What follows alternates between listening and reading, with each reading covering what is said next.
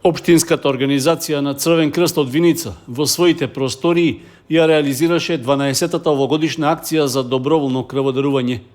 Во акцијата учествуваа поголем број крводарители, главно млади лица и средношколци.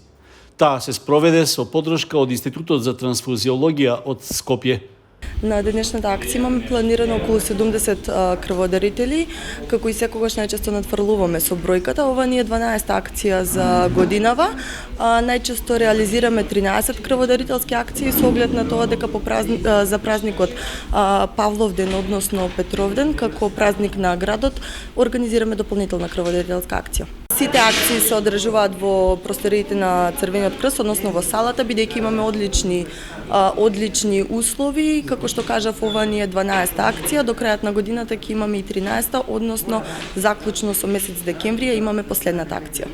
На акцијата учествуваа млади лица кои за прв пат даруваа крв, а во рамки на исполнувањето на планот за крводарителство, Општинскиот Црвен крст од Виница ангажира и обучени мотиватори.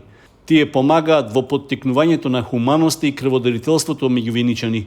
Според досегашните резултати и собраните единици крв во изминатите 12 акции, се очекува и годинава годишниот план за крводарителство, кој изнесува 3% од вкупниот број жители на општината, да се надфрли со 200%.